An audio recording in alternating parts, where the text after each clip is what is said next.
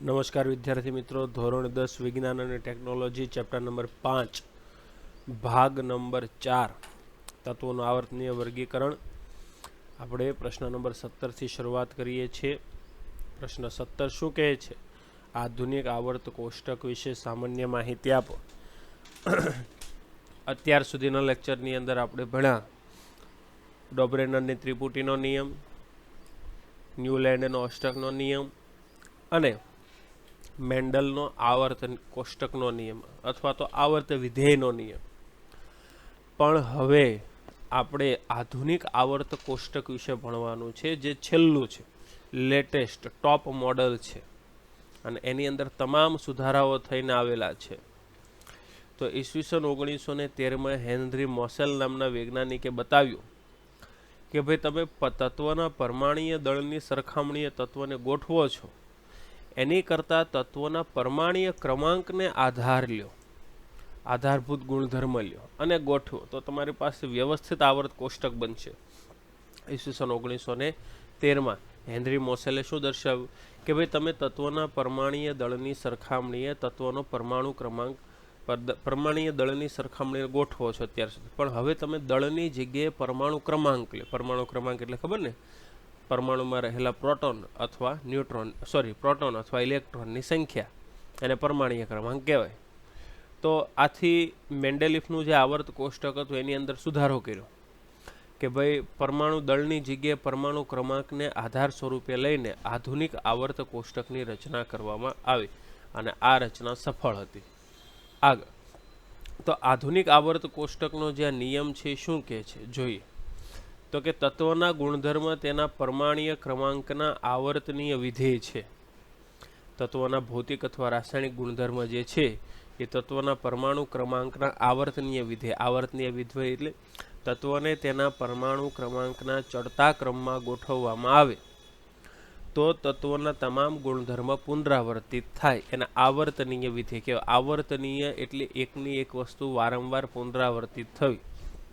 તત્વના ભૌતિક ગુણધર્મ કે રાસાયણિક ગુણધર્મ છે એ પુનરાવર્તિત થતા હોય. શા માટે? તો કે તત્વને જો તેમને પરમાણુ ક્રમાંકના ચડતા ક્રમમાં ગોઠવવામાં આવે તો તેઓ પુનરાવર્તિત થતા હોય. આગળ કોઈ પણ તત્વનો પરમાણુ ક્રમાંક કે તેના પરમાણુ કેન્દ્રમાં રહેલા પ્રોટોનની સંખ્યા જેટલો હોય. કોઈ પણ તત્વનો પરમાણુ ક્રમાંક કોના જેટલો હોય? તો કે પરમાણુના કેન્દ્રની અંદર જેટલા પ્રોટોન હોય એટલું એનો પરમાણુ કેન્દ્ર કહેવાય. આધુનિક આવર્ત કોષ્ટકમાં તત્વને પરમાણુય ક્રમાંકના ચડતા ક્રમમાં ગોઠવવામાં આવેલા છે. આધુનિક આવર્ત કોષ્ટક છે એની અંદર તત્વને તેના પરમાણુ ક્રમાંકના ચડતા ક્રમમાં ગોઠવવામાં આવેલા છે. અને જો આધુનિક આવર્ત કોષ્ટકની અંદર તત્વોને તેના પરમાણુ ક્રમાંકના ચડતા ક્રમમાં ગોઠવવામાં આવે તો તમામ તત્વોના ભૌતિક અને રાસાયણિક ગુણધર્મોની આગાહી ચોકસાઈપૂર્વક કરી શકાય છે. આધુનિક આવર્ત કોષ્ટકની અંદર આજે પેલો મેન્ડેલિફનો આવર્ત કોષ્ટકની 3 મર્યાદા હતી, એ ત્રણેય મર્યાદા આધુનિક આવર્ત કોષ્ટકની અંદર સુધારી નાખેલી છે. તમે અહીંયા જોઈ શકો છો, આધુનિક આવર્ત કોષ્ટક તમને અહીંયા બતાવેલું છે. હવે ધ્યાન આપો કે ધાતુ, અધાતુ અને અર્ધધાતુના 3 વિસ્તાર પાડેલા છે.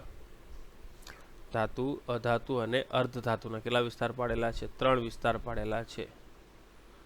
આજે પહેલો સમૂહ છે, ઊભી જે લાઈન છે એને સમૂહ કહેવાય. તો કેટલી ઊભી લાઈન છે?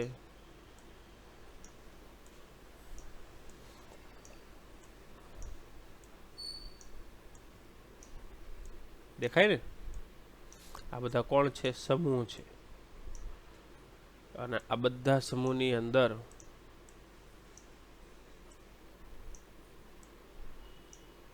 કેટલી ઊભી લાઈન છે? 18 થઈ. 18 કોણ છે? સમૂહ છે.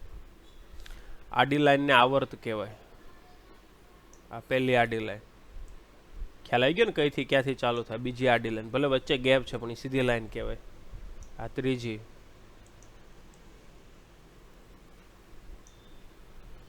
આ ચોથી, 5, 6 અને 7. 7 આડી લાઈન એટલે 7 આવર્ત કહેવાય, 18 ઊભી લાઈન એટલે 18 સમૂહ કહેવાય. ચલો હવે આ જે વાકી ચૂકી રેખા છે એની ઉપર નીચેના જે તત્વો છે એ બધા અર્ધધાતુ છે. બાકીના ડાબી બાજુના બધા ધાતુ છે અને જમણી બાજુના બધા અધાતુ છે. તમને એમ થશે કે સર આ નીચેના જે છે એ બધા કયા પ્રશ્ન છે. ચલો ધ્યાન આપો. ઉપર જો પહેલું 1 નંબર હાઇડ્રોજન પરમાણુ ક્રમાંક છે, પછી સીધી આડી લાઈનમાં જાઓ, બીજો નંબર હિલિયમ, પછી નીચે આવો, ત્રીજો નંબર લિથિયમ, ચોથો બેરેલિયમ, પછી boron, carbon, nitrogen, oxygen, fluorine, neon, પછી નીચે sodium, magnesium, aluminium, silicon, phosphorus, sulphur, chlorine, argon, નીચે પોટેશિયમ, કેલ્શિયમ, સ્કેન્ડિયમ, ટિટાનિયમ, વેડેરિયમ, chromium, manganese, iron, cobalt, nickel, copper, zinc, gallium, germanium, arsenic, selenium, bromine, krypton, તેના પછી rubidium, strontium, yttrium, zirconium, niobium, molybdenum, technetium, rutherfordium, rhodium, palladium, silver, cadmium, indium, tin, antimony, tellurium, iodine, xenon, any challenge, caesium, barium, lanthanum. બસ હવે રૂકી જાવ અહીંયા. જો શું કીધું છે, લેન્થેનમ 57 number. 57 પછી તો 72 આવી જાય છે. તો તમે કહેશો સર 58 થી 71 ક્યાં ગયા? તો જો નીચે લેન્થેનમ થી લઈને નીચે લેન્થેનોડ શ્રેણી બનાવેલી છે. જો આ જે 58 થી ચાલુ થાય, ઉપર 57 તો 58 થી નીચે ચાલુ થાય. સીરિયમ, પ્રેસિયોડિમિયમ, નિયોડિયમિયમ, પ્રોમિથિયમ, સમેરિયમ, યુરોપિયમ, ગેડોલિનિયમ, ટર્બિયમ, ડિસ્પ્રોસિયમ, હોલ્મિયમ, અર્બિયમ, થુલિયમ, યટબિરિયમ, લ્યુટેશિયમ. 71 પૂરા થઈ ગયા. 72 થી ચાલુ કરવાનું. Hafnium, tantalum, tungsten, rhenium, osmium, iridium, platinum, સોનું, mercury, thallium, lead, bismuth, polonium, astatine, radon, પછી ફ્રાન્સિયમ, રેડિયમ, એક્ટિનિયમ, રુથરફોડિયમ, ડુબનિયમ, સિબોર્ગિયમ નહીં, અહીંયા એક્ટિનિયમ 89 નંબર, પછી સીધો 104 આવી જાય છે રુથરફોડિયમ. તો 90 થી 103 ક્યાં ગયા? તો જો નીચે છે એને એક્ટિનોઇડ શ્રેણી કહેવાય. એક્ટિનિયમ થી ચાલુ થાય છે એટલે. તો પછી કોણ છે એક્ટિનોઇડ શ્રેણીની અંદર?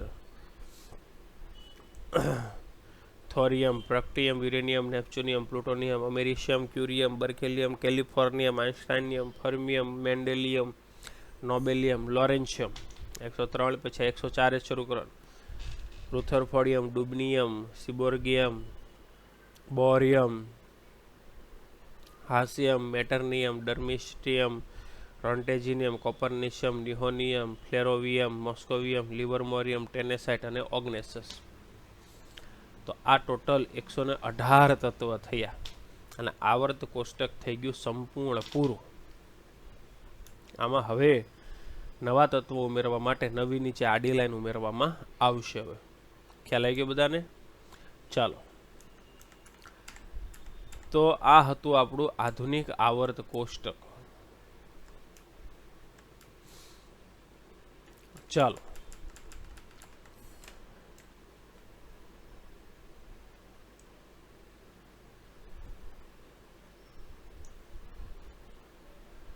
તો આધુનિક આવર્ત કોષ્ટકમાં હવે પ્રવૃત્તિ 5.3. પહેલો પ્રશ્ન છે પ્રવૃત્તિના કે આધુનિક આવર્ત કોષ્ટકમાં નિકલ અને કોબાલ્ટના સ્થાન કેવી રીતે નિશ્ચિત કરવામાં આવ્યા છે? તો બહુ સરળ જવાબ છે. આધુનિક આવર્ત કોષ્ટકમાં તત્વોનું વર્ગીકરણ કોને આધારે કરેલું છે? પરમાણ્વીય ક્રમાંકના ચડતા ક્રમને આધારે. તો પછી કોબાલ્ટ અને નિકલનો પરમાણુ ક્રમાંક અનુક્રમે, એટલે કે એક પછી એક, કોબાલ્ટનો પરમાણુ ક્રમાંક 27 છે, જ્યારે નિકલનો કેટલો છે? 28. એટલે બંને તત્વને પરમાણ્વીય ક્રમાંકના ચડતા ક્રમમાં ગોઠવવામાં આવેલા છે. એટલે કે કોબાલ્ટને સમૂહ નંબર 9 અને નિકલને ક્યાં મૂકેલા છે? સમૂહ નંબર 10માં. તમે આકૃતિ જોઈ શકો છો. ઊભી લાઈન 9મા સમૂહની અંદર કોબાલ્ટ છે અને 10મા સમૂહની અંદર કોણ છે? નિકલ છે. ચાલો, એના પછી બીજો પ્રશ્ન, આધુનિક આવર્ત કોષ્ટકમાં જુદા જુદા તત્વોના સમસ્થાનિકોના સ્થાન કેવી રીતે નિશ્ચિત કરેલા છે? તો ઉત્તર, આધુનિક આવર્ત કોષ્ટકમાં જુદા જુદા તત્વોના સમસ્થાનિકોના સ્થાન કોઈ અલગ રીતે નિશ્ચિત કરવામાં આવ્યા નથી. એક જ તત્વના બધા સમસ્થાનિકોને એક જ સ્થાને રાખવામાં આવ્યા છે. કે ધારો કે હાઇડ્રોજનના સમસ્થાનિક હોય તો કોઈ અલગ જગ્યા નથી આપેલી. હાઇડ્રોજનની અંદર જ એના બધા સમસ્થાનિક સમાવી લેવાના, એને કોઈ અલગ સ્થાન નહીં આપવાનું. ત્રીજો પ્રશ્ન, શું 1.5 પરમાણ્વીય ક્રમાંક ધરાવતા તત્વને હાઇડ્રોજન અને હિલિયમ વચ્ચે રાખવું શક્ય છે? જો ભાઈ, હાઇડ્રોજનનો પરમાણુ ક્રમાંક 1 છે અને હિલિયમનો પરમાણુ ક્રમાંક કેટલો છે? 2. અહીંયા તમને એવું કીધેલું છે કોઈ એક તત્વ છે જેનો પરમાણુય ક્રમાંક કેટલો છે 1.5, તો એને હાઇડ્રોજન ને હિલિયમ વચ્ચે રાખી શકાય. તો જવાબ સાંભળો કે ભાઈ પરમાણુ ક્રમાંક એ નિશ્ચિત અને પૂર્ણાંક સંખ્યા છે. પૂર્ણાંક સંખ્યાનો મતલબ શું થાય? એ ક્યારેય અધૂરી પોઈન્ટમાં આવતી સંખ્યા નથી. એટલે 1.5 વાળી વાત કરો છો એ ખોટી છે. કોઈ તત્વ એવું હોય જ ન શકે કે જેનો પરમાણુ ક્રમાંક 1.5 હોય. તો આધુનિક આવર્ત કોષ્ટકમાં તત્વોને પરમાણુ ક્રમાંકના ચડતા ક્રમમાં ગોઠવવામાં આવ્યા છે. હવે પરમાણુ ક્રમાંક હંમેશા કેવો હોય? અપૂર્ણાંક હોઈ શકે નહીં. હંમેશા કેવો હોય? પૂર્ણાંક સંખ્યા, એટલે પોઈન્ટમાં ક્યારેય ન હોય. તો એનો મતલબ કે ધારો કે 1.5 પરમાણુય ક્રમાંક ધરાવતો તત્વ, તો એને હાઇડ્રોજન ને હિલિયમ વચ્ચે રાખવું શક્ય નથી, કારણ કે આ તત્વ જ શક્ય નથી મળતો આપણને. ચોથો પ્રશ્ન, આધુનિક આવર્ત કોષ્ટકમાં હાઇડ્રોજનને ક્યાં રાખવું જોઈએ? તો જવાબ, આધુનિક આવર્ત કોષ્ટકમાં હાઇડ્રોજનને આવર્ત 1માં કોષ્ટકની મધ્યમાં રાખવું જોઈએ, કારણ કે આધુનિક આવર્ત કોષ્ટકમાં પણ હજી હાઇડ્રોજન માટે સમૂહ નક્કી કરી શકાયો નથી કે એને ધાતુ સાથે મૂકવો કે અધાતુ સાથે, કારણ કે હાઇડ્રોજન ધાતુના પણ ગુણધર્મ ધરાવે છે અને અધાતુના પણ ગુણધર્મ ધરાવે છે. ચાલો, પ્રશ્ન નંબર 18, આધુનિક આવર્ત કોષ્ટકની રૂપરેખા જણાવો. હવે આધુનિક આવર્ત કોષ્ટકની રૂપરેખા જણાવે. ચલો ધ્યાન આપો. જવાબ કે આધુનિક આવર્ત કોષ્ટકમાં તત્વોની ગોઠવણી એ પરમાણુ ક્રમાંકના ચડતા ક્રમમાં કરવામાં આવેલી છે.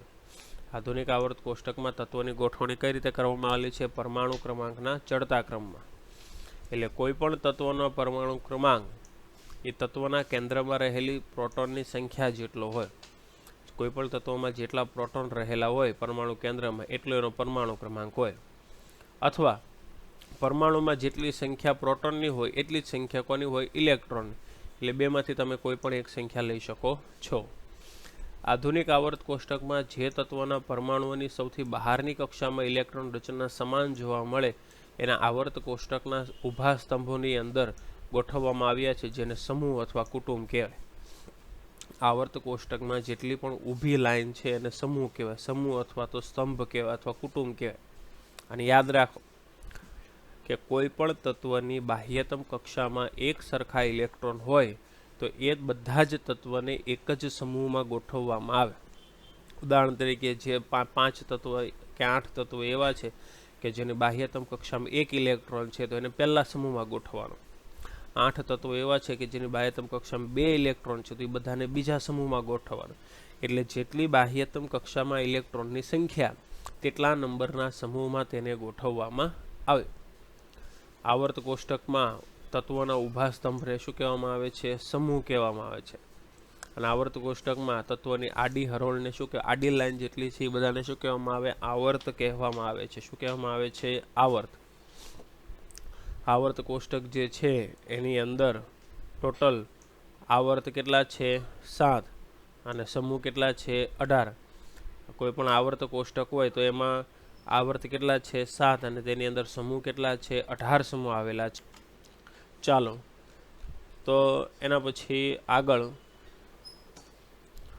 આવર્તમાં તત્વોની ઇલેક્ટ્રોનની રચના. આવર્ત એટલે આડી લાઈનની અંદર તત્વોની ઇલેક્ટ્રોન રચના. તો કે આવર્તનો ક્રમ એ બાહ્યતમ કક્ષા અથવા સંયોજકતા કક્ષા માટે n એટલે નંબર, સંખ્યાનું મૂલ્ય સૂચવે છે. અને n એટલે બીજું કોઈ નહીં, કેન્દ્રની સૌથી છેલ્લી કક્ષા એટલે સૌથી બહારની કક્ષાના જે ઇલેક્ટ્રોન છે તેની સંખ્યાને n કહી શકાય. આ ધ્યાન આપો. તમને એ તો ખબર છે કે પરમાણુની બહારની તરફની કોઈ પણ પરમાણુનું કેન્દ્ર છે એની ફરતે ઇલેક્ટ્રોનની કક્ષાઓ આવેલી છે, અને એ કક્ષામાં ઇલેક્ટ્રોનની સંખ્યા ગતિ કરતા ઇલેક્ટ્રોનની મહત્તમ સંખ્યા કેટલી છે તે 2n² પરથી જાણી શકાય. આ સૂત્ર તમે આગળના ધોરણમાં ભણેલા છે. હવે ધારો કે પહેલો આવર્ત એટલે પહેલી આડી લાઈન. પહેલી આડી લાઈનની અંદર ટોટલ કોઈ પણ તત્વ હોય એ કોઈ પણ તત્વની એક જ કક્ષા હોય. પહેલી આડી લાઈનની અંદર બધા જ તત્વની પરમાણુ કેન્દ્રની બહાર કેટલી કક્ષા હોય? એક જ કક્ષા હોય. કઈ કક્ષા હોય? K. અને એક બે જ તત્વો એમાં છે, હાઇડ્રોજન અને હિલિયમ, પહેલી આડી લાઈનમાં. બીજો આવર્ત એટલે બીજી આડી લાઈન છે, તો એમાં એનો મતલબ એવો થયો કે પરમાણુ કેન્દ્રની બહાર કેટલી કક્ષા છે? 2, કઈ? K અને L. અને એમાં લિથિયમથી લઈને નિયોન સુધીના 8 તત્વ છે. ત્રીજો આવર્ત ત્રીજી આડી લાઈન છે, એમાં કોઈ પણ ત્રીજી આડી લાઈનમાં પરમાણુ કેન્દ્રની ફરતે ટોટલ કેટલી કક્ષા 3 એટલે કઈ KLM, અને એમાં સોડિયમથી લઈને કોણ છે આર્ગોન એટલે 8 તત્વો છે. ચોથો આવર્ત છે જેમાં બાહ્યતમ કક્ષાનો કેટલા ક્રમ છે 4 એટલે પરમાણુ કેન્દ્રની બહાર 4 કક્ષા છે, જેમાં તત્વ KLMN N સુધી એટલે કે પોટેશિયમથી લઈને ક્રિપ્ટોન સુધીના 18 તત્વો એની અંદર આવેલા છે. પાંચમો આવર્ત પાંચમી આડી લાઈન છે, જેની બાહ્યતમ કક્ષામાં કેટલા ક્રમ છે 5 ક્રમ છે, એટલે કે પરમાણુ કેન્દ્રની ફરતે 5 કક્ષા છે અને એની 5 કક્ષાના નામ KLMNO જે રૂબિડિયમથી લઈને ઝેનોન સુધીના 18 તત્વો ધરાવે છે. છઠ્ઠી આડી લાઈન છઠ્ઠો આવર્ત છે, એમાં બાહ્યતમ કક્ષામાં ટોટલ કેટલા 6 કક્ષાઓ છે, પરમાણુ કેન્દ્રની ફરતે 6 કક્ષાઓ છે અને 6 કક્ષાના નામ KLMNOP જેમાં સિઝિયમથી લઈને રેડોન સુધીના 32 તત્વો છે. સાતમો જે આવર્ત છે સાતમી આડી લાઈન છે, એની અંદર તમારે પોટેશિયમ KLMNOP અને અહીંયા લખેલા અહીંયા Q આવશે બેટા, અહીંયા Q લખવાનું રહેશે. અને ફ્રાન્સિયમથી લઈને 118મો તત્વ કયો છે ટેનેસાઇટ, ત્યાં સુધીના તત્વો સમાયેલા છે. હવે સમૂહમાં તત્વોની ઇલેક્ટ્રોન રચના. એક જ સમૂહમાં રહેલા તત્વોની સંયોજકતા કક્ષાની ઇલેક્ટ્રોન રચના કેવી હોય એક સમાન હોય. કોઈ પણ એક ઊભી લાઈન હોય અને એક ઊભી લાઈનની અંદર જેટલા પણ તત્વો રહેલા છે એ તત્વોની સંયોજકતા એ બધાની સંયોજકતા એક સરખી હોય, બધા તત્વોની ઇલેક્ટ્રોન રચના કેવી હોય એક સમાન હોય. બીજું, તેમની બાહ્યતમ કક્ષાના ઇલેક્ટ્રોનની સંખ્યા અને ગુણધર્મ પણ કેવા હોય એક સરખા હોય. એની બાહ્યતમ કક્ષાના રહેલા ઇલેક્ટ્રોનની સંખ્યા અને ગુણધર્મ કેવા હોય સરખા. ઉદાહરણ તરીકે આપણે પહેલો સમૂહ લઈએ, સમૂહ નંબર 1 એને આલ્કલી ધાતુ કહેવાય. તો એ સમૂહ નંબર 1ના તત્વની સંયોજકતા કક્ષામાં એ બધાની ઇલેક્ટ્રોન રચના કેટલી હોય એક હોય, જે નીચે દર્શાવેલી છે. જો પહેલો સમૂહ છે તો પહેલા સમૂહમાં પહેલી ઊભી લાઈન એમાં હાઇડ્રોજન આવે જેનો પરમાણુ ક્રમાંક 1 છે, લિથિયમનો પરમાણુ ક્રમાંક 3, સોડિયમનો પરમાણુ ક્રમાંક 11, પોટેશિયમનો પરમાણુ ક્રમાંક 19, રૂબિડિયમનો પરમાણુ ક્રમાંક 37, સીઝિયમનો પરમાણુ ક્રમાંક 35 અને ફ્રાન્સિયમનો પરમાણુ ક્રમાંક 87. હાઇડ્રોજન ઇલેક્ટ્રોનના 1, લિથિયમની 2 1, સોડિયમની 2 8 1, પોટેશિયમની 2 8 8 1, રૂબિડિયમની 2 8 8 18 1, સીઝિયમની 2 8 8 18 18 1 અને ફ્રાન્સિયમની 2 8 8 18 18 32 1. તો તમે આ જોઈ શકો છો કે બધાની બાહ્યતમ કક્ષામાં કેટલા ઇલેક્ટ્રોન છે 1 ઇલેક્ટ્રોન છે, એટલે બધાને પહેલા સમૂહમાં મૂકેલા છે. જો બધાની બાહ્યતમ કક્ષામાં 2 ઇલેક્ટ્રોન આવે તો એ બધાને બીજા સમૂહમાં મૂકે. ખ્યાલ આવી ગયો? ચલો, પ્રશ્ન છે પ્રવૃત્તિનો કે ભાઈ આધુનિક આવર્ત કોષ્ટકમાં સમૂહ 1 જુઓ અને તેમાં રહેલા તત્વોના નામ આપો. તો સમૂહ 1માં હાઇડ્રોજન છે, લિથિયમ છે, સોડિયમ છે, પોટેશિયમ છે, રૂબિડિયમ છે, સીઝિયમ છે અને ફ્રાન્સિયમ છે. બીજો સવાલ, સમૂહ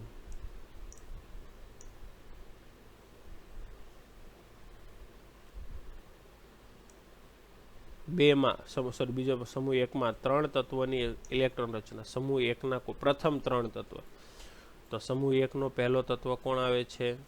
હાઇડ્રોજન આવે છે, જેની બાહ્યતમ કક્ષામાં એક જ કક્ષા છે, જેની ઇલેક્ટ્રોન રચનામાં એક જ ઇલેક્ટ્રોન છે. લિથિયમમાં 2 કક્ષા છે, Kl જેની ઇલેક્ટ્રોન રચના 2 1 છે. ત્રીજો તત્વ સોડિયમ જેની 3 કક્ષા છે, Klm અને એની ઇલેક્ટ્રોન રચના છે 2 8 1. ત્રીજો પ્રશ્ન, સમૂહ 1માં તત્વની ઇલેક્ટ્રોનની રચનામાં શું તફાવત, શું સમાનતા જોવા મળે છે? તો જો સમૂહ 1ના તત્વોની બાહ્યતમ કક્ષામાં બધામાં એક સરખા ઇલેક્ટ્રોન ગોઠવાયેલા હોય. સમૂહ 1 આપણે ભણ્યા તો સમૂહ 1ની અંદર બધા જ તત્વોની ઇલેક્ટ્રોન રચના કેવી છે? એક સરખી છે. ચોથો પ્રશ્ન, સમૂહ એકમાં તત્વોમાં કેટલા સંયોજકતા ઇલેક્ટ્રોન હાજર છે? તો સમૂહ એકના તત્વોમાં સંયોજકતા ઇલેક્ટ્રોનની સંખ્યા કેટલી છે? એક જ છે. સમૂહ એક છે એની અંદર હાજર રહેલા ઇલેક્ટ્રોનની સંખ્યા કેટલી છે? એક જ છે. ચાલો પ્રવૃત્તિ 5.5ના પ્રશ્નો. પહેલો પ્રશ્ન, તમે આવર્ત કોષ્ટકના લાંબા સ્વરૂપને જોશો તો ખ્યાલ આવશે કે તમે lithium, beryllium, boron, carbon, nitrogen, oxygen, fluorine, neon આ બીજા આવર્તના તત્વ છે. તો તમારે એની ઇલેક્ટ્રોન રચના લખવાની છે. બહુ સરળ છે. લિથિયમની 2 કક્ષા Kl ઇલેક્ટ્રોન રચના 2 1, બેરિલિયમની 2 કક્ષા Kl ઇલેક્ટ્રોન રચના 2 2, બોરોનની 2 કક્ષા Kl ઇલેક્ટ્રોન રચના 2 3, કાર્બનની 2 કક્ષા Kl ઇલેક્ટ્રોન રચના 2 4, નાઇટ્રોજનની 2 કક્ષા Kl ઇલેક્ટ્રોન રચના 2 5, ઓક્સિજનની 2 કક્ષા Kl ઇલેક્ટ્રોન રચના 2 6, ફ્લોરિનની 2 કક્ષા Kl ઇલેક્ટ્રોન રચના 2 7, નિયોનની 2 કક્ષા Kl ઇલેક્ટ્રોન રચના 2 8. બીજો, શું બધા તત્વો પણ સમાન સંખ્યામાં સંયોજકતા ઇલેક્ટ્રોન ધરાવે છે? ઉત્તર, બધા તત્વો એક સમાન સંખ્યામાં સંયોજકતા ઇલેક્ટ્રોન ધરાવતા નથી. બધા તત્વ જે છે એક સમાન સંખ્યા, એક સરખી સંખ્યા એટલે એક સરખા ઇલેક્ટ્રોનની અંદર સંયોજકતા ન ધરાવે. કોઈ એક તત્વ જ એક સરખા ઇલેક્ટ્રોનની અંદર સંયોજકતા કક્ષા ધરાવી શકે, બીજા બધા ન ધરાવી શકે. ત્રીજું, શું તેઓ સમાન સંખ્યાની કક્ષાઓ ધરાવે છે? બધા જ તત્વ સમાન સંખ્યાની કક્ષાઓ ધરાવે છે. કઈ? Kl 2 કક્ષાઓ ધરાવે. જો બધાને Kl છે. આમાં બીજો સવાલ લીધો તો આ બધા તત્વોની અંદર સમાન સંખ્યાની સંયોજકતા ઇલેક્ટ્રોન છે? નથી. આની સંયોજકતા 1 છે, આની 2, આની 3, આની 4 5 6 7 8. આ બધાની સંયોજકતા જુદી જુદી છે. અને એમાં બીજો પ્રશ્ન એવો છે કે શું તેઓ સમાન સંખ્યાની કક્ષાઓ ધરાવે છે? તો કે આ બધાને 2 જ કક્ષાઓ છે. કઈ? Kl. આના પરથી શું સાબિત થાય કે કોઈ પણ આવર્તની અંદર, આવર્ત એટલે આડી લાઈન, આવર્તની અંદર રહેલા તત્વોની કક્ષા એક સરખી હોય. પહેલી આડી લાઈન હોય તો એમાં એક જ કક્ષા હોય, બીજો આવર્ત એટલે બીજી આડી લાઈન હોય તો એમાં 2 કક્ષા હોય, ત્રીજો આવર્ત ત્રીજી આડી લાઈન હોય એમાં 3 કક્ષા હોય, ચોથો આવર્ત ચોથી આડી લાઈનમાં 4 કક્ષા. એમ ક્રમશઃ તમે જેટલા આવર્તની અંદર જાઓ તેટલું તમને શું જોવા મળે? કક્ષાની સંખ્યા જોવા મળે. તો વિદ્યાર્થી મિત્રો, આજનો લેક્ચર આપણે અહીંયા પૂરો કરીએ છીએ અને આવનારો લેક્ચર આવતીકાલે આપવામાં આવશે. તો આ લેક્ચરની અંદર ફરજિયાત કોમેન્ટમાં તમારું નામ, ધોરણ, વર્ગ, રોલ નંબર, જ્યાંથી તમે ક્લાસીસ સ્કૂલમાંથી આવો છો એ તમે ફરજિયાત લખી નાખો, હાજરી પુરાવી દો અને આ વિડીયોને લાઈક કરી આપજો. કોમેન્ટમાં તમારું નામ નહીં લખી આપજો, સબસ્ક્રાઈબ કરજો અને તમારા બીજા બાળ મિત્રોને પણ પ્રેરિત કરજો. ચલો, આજનો લેક્ચર પૂરો થાય છે.